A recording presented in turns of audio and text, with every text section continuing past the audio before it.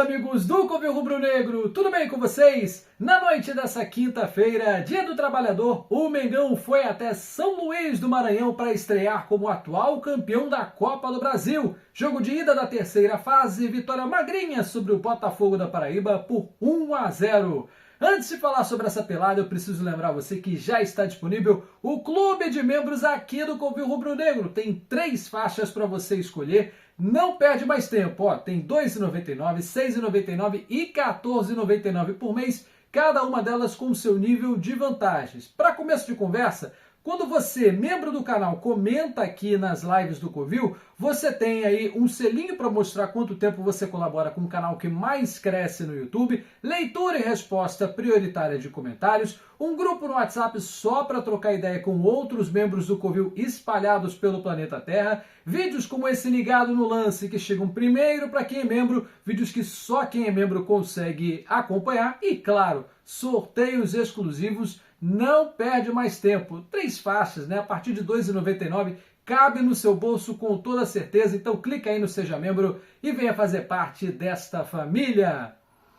Agora sim, meus amigos, vamos falar sobre esse jogo de estreia do Mengão na Copa do Brasil. Como eu disse, fomos a São Luís do Maranhão, um jogo em que o Botafogo da Paraíba entrou como mandante, vendeu, depois de muita briga, inclusive com a própria torcida, vendeu o mando para empresários lá do Maranhão, e o jogo que teve 35 mil presentes e uma renda de mais de 4 milhões de reais, ou seja, barato, o ingresso não saiu, e claro, maioria esmagadora de rubro-negros. Esperava-se que se o jogo fosse na Paraíba a gente teria 40% dos ingressos, acabou que meio que se inverteu o mando e o Mengão teve com toda certeza mais de 90% dos seus torcedores lá em São Luís.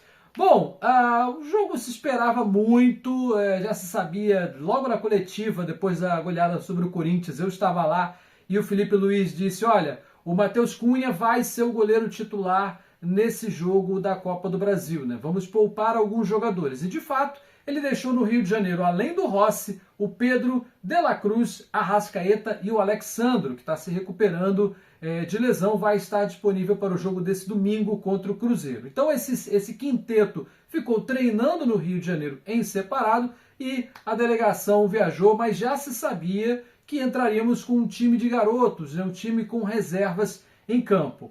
E entramos em campo na Copa do Brasil, então, com Matheus Cunha, Varela, João Vitor, cria da base, Danilo e Ayrton Lucas, meio de campo com Everton Araújo, Alan e Plata, fazendo ali as vezes de camisa 10, e lá na frente Luiz Araújo pelo lado direito, Michael pelo lado esquerdo e o Bruno Henrique de centroavante.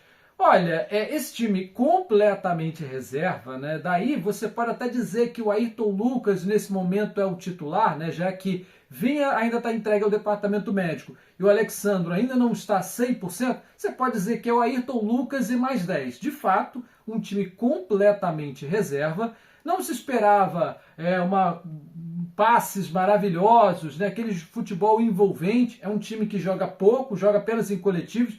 Não está tão entrosado assim, não tem ritmo de jogo, alguns atletas aí não estavam acostumados a entrar e de fato o Flamengo não entregou o que a gente esperava, né? Uma superioridade que era técnica, era física, era tática, mas na hora do vamos ver são 11 contra 11 e o gramado muito ruim, meu Deus do céu, que gramado horroroso do Castelão, talvez seja a época do ano, né? O momento em que foi colocado esse jogo por lá. Mas a gente já teve algumas reclamações por conta, aí não cabe ao Flamengo questionar, né?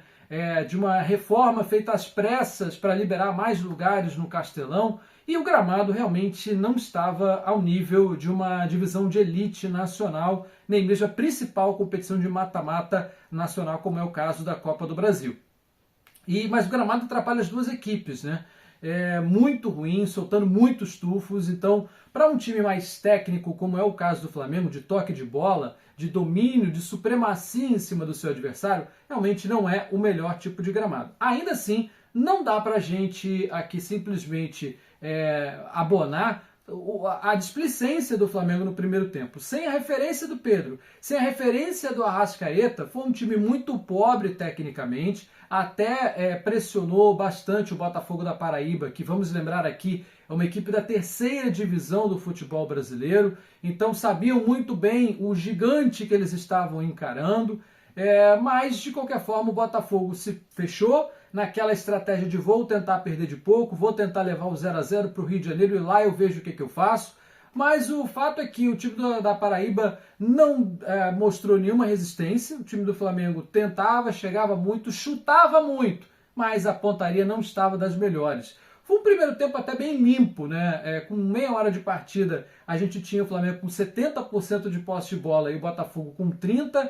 5 minutos depois, a gente tinha 7 faltas apenas no jogo. Eu disse, você não entendeu errado. 7 faltas em 35 minutos, uma média de faltas de uma a cada 5 minutos. É coisa que a gente não vê na Série A. Um jogo muito leal, tranquilo. E o Flamengo com uma ampla dominância. 8 finalizações a 1 naquela altura da partida. Mas eu volto a dizer, chutou muito, mas acertar o gol do goleiro Michael Faracho, se eu não me engano, não estava acontecendo, né? Chutes 1000, mas a pontaria não estava legal. E foi assim durante todo o primeiro tempo. Botafogo encolhido, Flamengo alugando um triplex no campo de ataque, mas gol que é bom, nada. No segundo tempo, a gente só teve alterações aos 13 minutos, né? A saída do Michael para a entrada do Juninho, e aí Bruno Henrique vai para a direita e o Juninho na posição de centroavante. Não teve muitas oportunidades de mostrar o seu futebol, nosso camisa 23, foi lançado algumas vezes, mas estava em impedimento em grande parte delas. Teve alteração também aos 26 do segundo tempo, e aí foi tripla, né? O Felipe Luiz viu que desse mato não ia sair cachorro e resolveu botar jogadores da equipe titular em campo. Então saíram Everton Araújo para a entrada do Gerson, né, na posição de volante. Luiz Araújo deixou o gramado para a entrada do Matheus Gonçalves, né, na ponta direita, e o Everton Cebolinha entra na vaga do Bruno Henrique lá na ponta esquerda. O jogo melhorou bem demais, o Flamengo passou a ser mais ofensivo, mais insinuante, aí foi realmente um domínio completo na segunda etapa da partida, mas quem viria a mudar a história do jogo ainda não tinha entrado.